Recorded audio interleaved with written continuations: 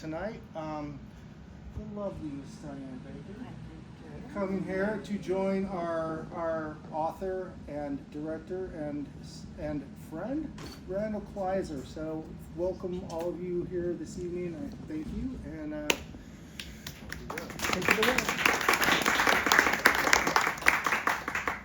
Well, it's a pleasure to be for the first time to interview Randal because he tends to be rather shy, but I have never known anyone in my industry, our industry, that in fact has given back so much to those he worked with on the way up.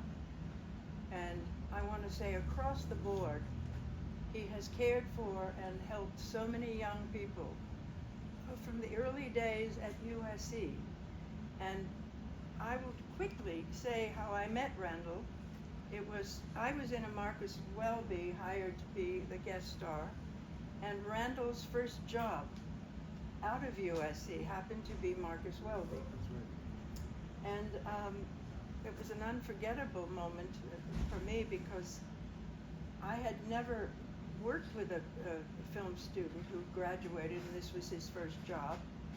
And so for me, having him work with me on the set gave me a feeling, the empathy towards his feelings and how he was going to go about.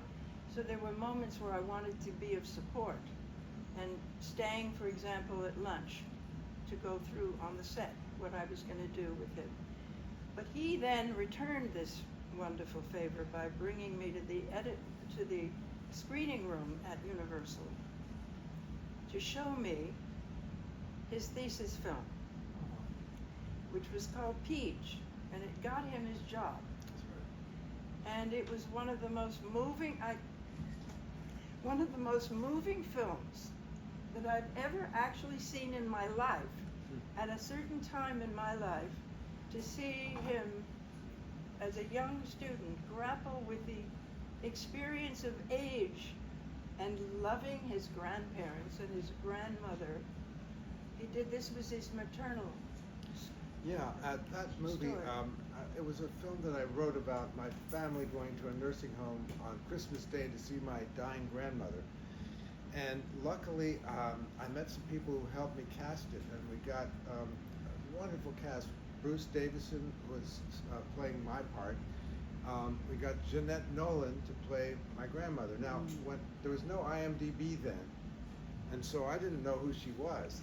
And I knew that she'd been an actress in television, but it wasn't until many years later that I realized that she played Lady Macbeth opposite Orson Welles. Wow. And here I was directing her as a 23-year-old or whatever I was. And the thing I remember most is that she had gone to a nursing home and had learned observed this thing that she was doing with her mouth all the time, like doing this type of thing. And we were shooting with 16 millimeter film, and that's very expensive. And I didn't want her to do that. I said, please don't make that gesture. And she kept doing it. So I said, now look, I'll tap you under the table if you start doing it, because we can't go back and do another take. So I'm kicking the Lady Macbeth.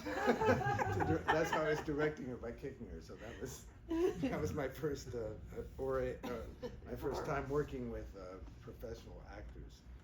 And Bill Schaller. William Shallitt and Barbara Rush. And Bruce Davison. Joel Thurm was a casting director who I had met at a party, and he got all these people together, and it was that's when Universal saw that I could direct professional actors, they hired me to do Marcus Welby, and Steven Spielberg started the same way on Marcus Welby, so he's done okay. Well, you did several incredible television shows. Yeah. You did regular hour series, many, and then you moved right into the 2-hour area. Yes, but before that happened, after Peach. After Diane saw Peach, she said, let's do another film together, and I came up with another film about my grandfather on my father's side. A companion sort of companion film. And she produced it, and I said, who can we get to play my grandfather? And she said, well, I happen to know Melvin Douglas. Wow. So she was able to convince him to be in the second film that we did together, and we shot it in the same house that my grandfather owned down in Seaside Park, New Jersey, and so it was very surreal to have Melvin Douglas in the very same places that I remember growing up and recreating those moments with him, and that was No, it was just amazing. so incredible. And he adored you. Well, it was just great to be able Yeah. to work with someone like him, you know. So, wow, a lot of No, fun. it was wonderful. You had a wonderful group with Barbara Rush again, and you had Bruce again in L.A. Yeah. And a great portrait of Melvin that was done by an artist. Yes. That was so. Wasn't Peter Kleiser on that? Did you work Film on that in film? LA? Yes, Peter The Kleiser. LA side. Yeah. And the artist that did that portrait was Robert Redding, who created the look of Elvira. He died, unfortunately. He was one of the first people to die of AIDS, but he was a really talented guy, and he did that portrait. So, portrait of Grandpa Doug. So. No, but you went on then to, what was the first feature film that suddenly, was it Blue Lagoon? No, Grease was the first. Grease one. was the Yeah. first. Yes. How in the world could you leap from television into a musical? Well, that was because John Travolta I worked with on Boy in the Plastic Bubble, and he wanted very much to work with me again, so he's the one who got me the job. So I'm indebted to him too. Yeah. But I noticed years ago, I think you kind of almost discovered John. After he did the series, Welcome Back, Kotter. Yeah. Welcome Back, Kotter, he had not done a 2-hour movie. Right. This was his first leading role, was Boy in the Plastic Bubble, and amazingly, I cast Diana Hyland as his mother, and then after we finished shooting, I think I went to the premiere of Carrie, and I saw John and Diana sitting together. I said, "What are you doing together?" I didn't realize that they were dating that whole time, and so and then she unfortunately died, and John accepted her Emmy for Best Actress, and looking up the sky and saying, "This is for you, Diana." It was very emotional. So yeah. No, but the experience of Grease. Yeah, well, that was, I was very lucky because I had the choreographer of the Broadway show on, and we cast a lot of the people who were in the Broadway show so that they knew where all the laughs were and how the timing worked. So for me, it was that was really helpful. And I had the cinematographer of The Conversation and Jaws, Bill Butler. So I was surrounded by really great people and people who had worked on the Broadway show. So that was, very helpful. And he brought his wonderful filmmaking understanding out of USC and your experimental work and your films you did there to learn how to make films. And I remember one moment on Marcus Welby with the old-time cinematographer, Walter Stranges, who was like he was #1 ever cinematographer. He wrote the American Cinematographer Manual. And I'll never forget him looking up, and I'm in the scene, and he keeps looking up as Randal set up a shot that was panning down on the crowd, on Marcus Welby, his assistant, myself, all in a patio. And he kept looking up and saying, "What's up there? I don't see anything up there." And I thought this so rude. It just hit me. And I not shouted out, but I said, "I think it's a great shot." Well, I was trying to get into the shot in an No, it interesting was a way. wonderful, this is what you brought, is your own talent for filmmaking, which was great. Interesting thing on that show is that the show was always lit very brightly, very no shadows, nothing. And so I wanted to change the look of the show because I wanted to give it my own, right? So Yeah, I you said, did. for the first shot, let's have Marcus Welby sitting in front of the fireplace, lit by the fireplace. He has all the lights off in the house, and he said, "You want to light the set for me?" I said, "No." But I know that you wrote the American Cinematographer Manual, so you know how to do this kind of stuff. Yeah. Well, Yes, I guess I do. And so I talked him into doing it. And so the set was so dark that when Robert Young came into the soundstage, he tripped over something and fell on the floor and was knocked out. Oh. That was my first day of shooting. I missed that one. Yeah, I wasn't there that time. Anyhow. So then your next film after Grease. Was Blue Lagoon, which I really wanted to make even before Grease, and I couldn't find anybody to put up the money. But after Grease, that Frank Price. Explain how you sold the film, though. The fascinating story of how you didn't have a script yet.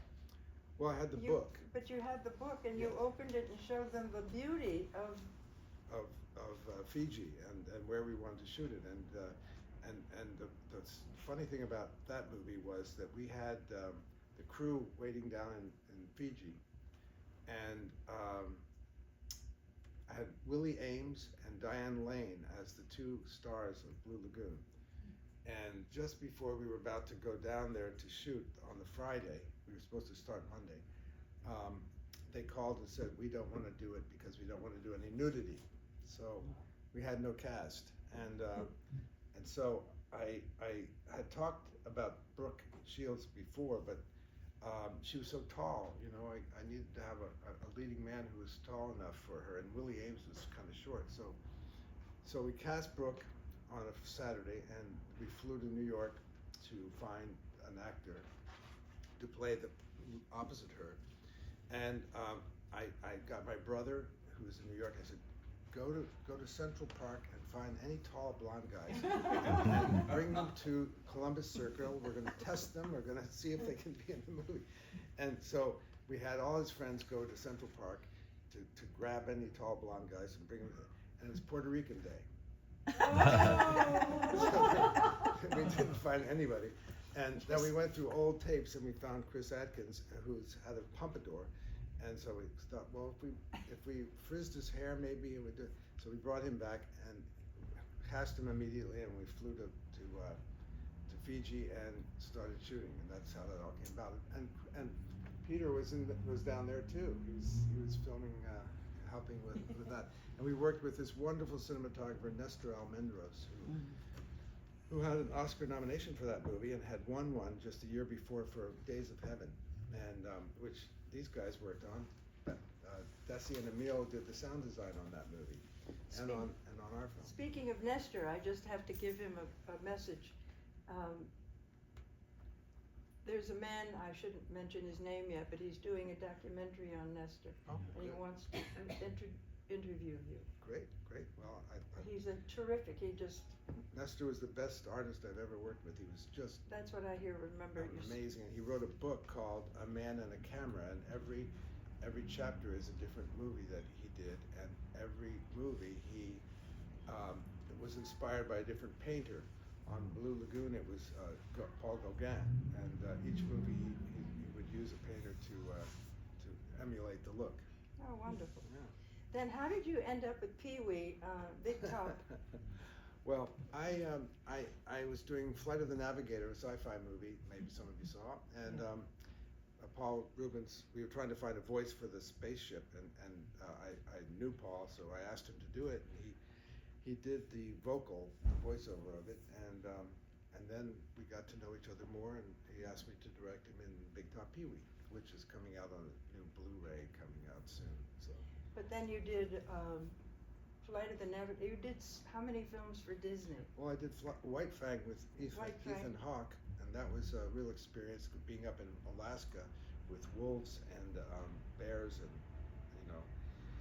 working with wolves was very complicated because they don't really follow direction at all. You have to sort of trick them into everything, and I'd seen the Bear, the movie The Bear, and I thought it was just beautiful the way the director Jean-Jacques Arnaud, I think that's his name, moved the camera with the animals. He found ways to do it like they were actors, and so I wanted to do that in this movie, and I worked with the animal trainers so that they would give the animals marks, and the animals were trained to go to the mark, and then we could dolly with them, and I thought that really was really, really cool to But do. Randal, you realize he has had such an eclectic career, from moving from drama to musicals to heartbreaking The Gathering, which, by the way, had the greatest cast. The Gathering he did for television with Ed Asner and Maureen Stapleton, now brilliant Broadway actors, and James Karen, Yes. wonderful actor. Uh, All these. Bruce Davison. Bruce Davison was also Gregory in it. Harrison. Yeah. Gregory Harrison. Gregory, Wonderful group. Gregory I worked with a couple times. He also was in the movie North Shore, a surfing film. There's another film. Yeah. North Shore, which he did The because he director is loves right the there, island. Bill Phelps, who he directed North Shore, and How wonderful. that was it's become like a cult movie. I don't think there's any surfer in the world who can't quote the lines from North Shore. It's pretty crazy. Everywhere you go, they can do it. Did you consider stopping doing 2-hour movies for television, or because the films just took over? Films took over, and I was happy doing them. You know, Right. Because you did so many moving ones. Well, the one that I really feel great about doing was one called Getting It Right. It was a book that I In found. England. In England. It was done with Jonathan Crane's company. And I had seen in film school all the English films about misfits in London, like Alfie, Darling, The Knack. There's so many of them. And I wanted to I read this book, and it reminded me of that, and I wanted to do a movie like that. And so I was able to get a lot of actors who had appeared in all those films I saw in film school. Mm-hmm. And it was a romantic comedy, and it turned out really well. I had Sir John Gielgud and Lynn Redgrave and Helena Bonham Carter. So it was just great working with all these fantastic English actors and shooting in London. And I remember when we were shooting that, George Lucas and Spielberg were shooting one of the Indiana Jones movies, and I went to visit. They were, I think they were in the next soundstage or something, and I went in there, and there was a cave scene, and it was completely enclosed. So I was in this room with Spielberg, Lucas, Harrison Ford, and the guy who played his father, Sean Connery. Just sitting there while they were rehearsing, and I'm looking around in this cave, and I'm thinking, this is like the craziest dream I can imagine, because it just, there were no cameras, nothing. It was just these people sitting around, looking around. I go, I can't believe what I'm seeing. It's just nuts. To leap from there to the present, he still has Lucas call him for all these events to come personally. He just came back from the island with a whole group of people. So there is a wonderful loyalty. And I say this about Randal. He is an incredibly loyal friend. And you don't find so many of that in Hollywood necessarily. You do if you're, many, like with Alba and Jim, who she was married to before he passed away, James Karen. They're a loyal group of friends that grow over periods of time, and that's what's happened with Randal and his friends, and Peter. I mean, what I tell students who they say, should we go to film school? I say, well, you can probably learn everything you need to know about movie making from YouTube. But what you do get is the camaraderie of working with people that you will then work with the rest of your life. Like Peter back there, and Emil and Bill Phelps here.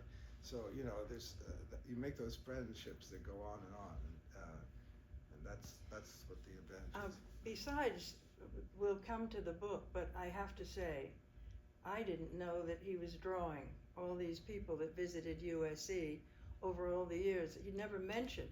Mm-hmm. So here is the young student growing older, and he's sitting there with all the guests, and then out of it, 50 years later, comes these books.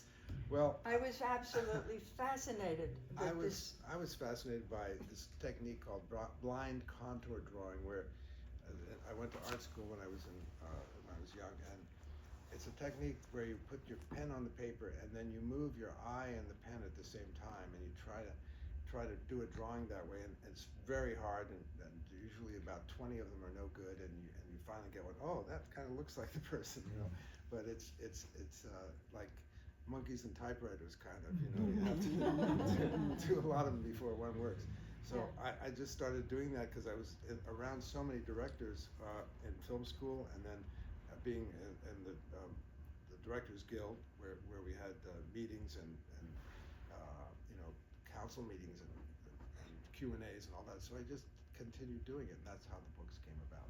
And I wrote about each director, either about knowing them or about what I thought of their movies. But they're all directors that I was in the presence of. It was not like you know, I just doing it off a photo or something.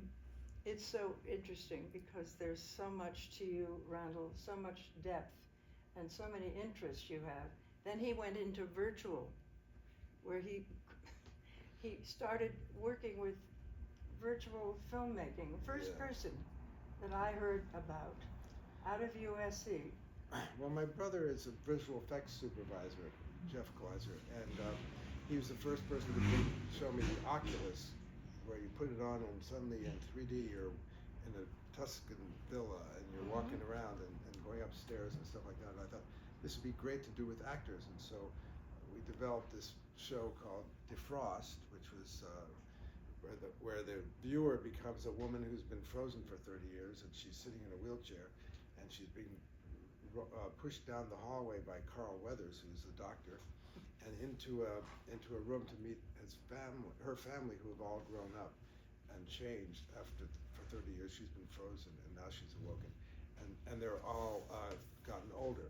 And so, but the amazing thing about shooting in virtual reality with these cameras, 360 cameras in 3D, is that when an actor looks at the lens, it looks like a person looking at you. It doesn't look like an actor looking in the camera. So it's pretty daunting because you're sitting there and these people are having eye contact with you, and you feel like they're really there. And it's a technique that so far hasn't taken off because the headsets are so bulky. But when they get them like this, and you can just put it on, tap, and you're in virtual reality, I think it'll be something that people will really like in the future. You think it's the future?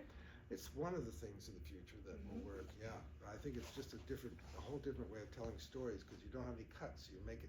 It's like you're really there, and it's like directing a play because there's no cuts. And so luckily. Besides, he's done many years of all the of a group of people called something like Michael Apted did, Set It Up. Yeah. How many years of following this group? Yes, I did a show called Baby Boomer Yearbook, which was at my high school reunions every 10 years. I would film everyone in the position of their yearbook photo and interview them, and we put that all together into a show called Baby Boomer Yearbook, which is on the internet somewhere. But it was inspired by Michael Apted's 7 Up.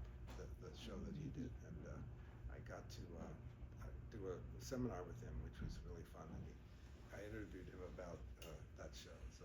Well, I think you shook up the Directors Guild a lot, because I don't think before you they put together any of these events that go on that you have been supervising with Michael Goy, who's become a very good friend of mine now, and we've gone over to his house and seen his films, and he has a railroad car, goes around. It's just great how he he's with his kids, and he's a love. And so the two of them now have put together these events. Digital Day, yeah. Please explain. Every year we have at the Directors Guild we have something called Digital Day, where we show all the latest technologies that have come out, and we've been doing it for like 22 years now, and. So this last year we were doing AI, and I guess we'll do more of AI, but it's just to let all the directors know what tools are available that just have come out, and so that's what we're getting ready. We're meeting on next year's digital, or August, I think we're doing Digital Day again. We're probably going to do a lot more on AI. I think it's very important. Yeah. Would you like to answer questions today from anyone who might have a question for you? And then we'll do some signing. Because this is what his life, you could spend the whole evening on Grease. And The Boy in the Plastic Please, Bowl. wow. And with the actors he's worked with, I remember one quick visit with, you had that German actor, Klaus Randal, who was not easy. No. He's the most difficult actor I ever worked with. But I remember they stopped shooting for a period, and I went over to see him at his house. And he was going through, oh my God, we're going to start again because it's something to do with him. Yeah, it was, well, you know, I think he was a bit of a sadist. He would try to find something about each crew member that would make them crazy, and he went for the jugular. And you know. But in any case, that was just one tiny bad experience on a film. But he's done so many that literally I'm in awe. And he keeps on doing, because right now I'm not going to give away anything, but when he got this script from someone in Europe, I read it immediately. I called him and said, if you don't do this film, I'm never talking to you again. You must do this film. We're supposed to be shooting it right now, but one of our investors died and his wife took the money, so. It's a terrible story. We're trying to find the money to finish it. No, but it's so important, and it's so important to be told. Yeah. And it's from the perspective of two teenage sisters whose We don't want parents. to go into that. I'm too not much. going into it, but it just, when you think of it, Yeah. your career with young people, Yeah. how you are able to tune in to those young people. I want to end with my part of it with this one story. One Christmas, his parents always came out to LA to visit and have a vacation. And his whole SC career, they covered, and they gave the money to make it happen for him. Those years at USC. I'll never forget. They came down to my house. Must have had tea or coffee for the parents and Randal and his brother, and maybe there were another member of the family there. And he told me he just gifted them an entire film can filled with $100 bills wrapped up to pay them back for his entire student. It was the only time I saw my father cry. So I was in tears. Everybody that saw it, heard it, was in tears. And it was just one of those wonderful things. That I say that because it says so much about you and your way of looking at life and about people and why people care about you so much. Well, you're the greatest interviewer. No, I've I'm got not. to take you everywhere. He did this for me in Sedona last Yeah, year, he went. and he was on stage, and he arranged every moment of it. And I'm just telling you, it's a very special. We thought taking this on the road. So Jorge had a question. What was it, Jorge? Yeah. Hi, Randall. So I interviewed you 15 years ago, and I just wanted to hear from you. Time has passed. New generations have discovered your films. How do you feel as far as, talk to us a little bit about Summer Lovers, Grease, and just how does it feel to have so many generations of people discover your work and as epic classic films that they are now? I'll tell you. They are. The surreal moment for me was last August on the Hollywood Bowl stage, where there was 17,000 people dressed in the costumes of Grease, and I talked John Travolta into showing up, and it was like the Beatles or Taylor Swift. They went crazy, and they're all ages, and it's so crazy. Everywhere I go in the world, there are people from all ages who like that movie. It's just crazy. But in terms of Summer Lovers, there's another funny story about the casting of that movie. I had Dennis Quaid and forget the girl playing that. The same thing happened. They backed out at the last minute because of nudity, and so I had a recast over the weekend, and I got Peter Gallagher and Daryl Hannah. But it's crazy when you have the cast fall out just before you start shooting, but it all works out. So. No, but historically, how do you feel now? The generations are discovering. Well, it's very flattering that they still want to see these old movies, you know. Oh, but you know that we ought to have a festival Well, sure. of all these movies. So the young, look, Jaslyn, you can, you're getting older now. You could see some of his movies. Not yet. No, she's a little young. Not the ones that where they don't have their clothes. No. Okay. And so, any other questions? And then we'll start. Yes, Patricia.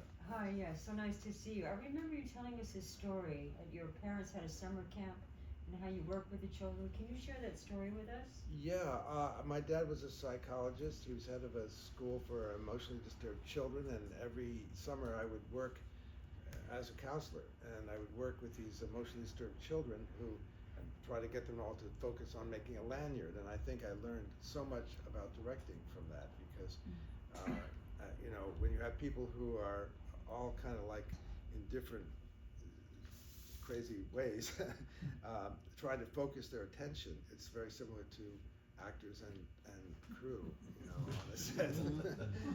Just trying to get them all to focus in one direction. So that was great. It was really wonderful training to be around those people. Yeah. You've mixed, another question. Yeah. Jack, hello. Where can we see Peach? I think you can see it on Amazon. Yeah, Peege, and it's a half-hour long, and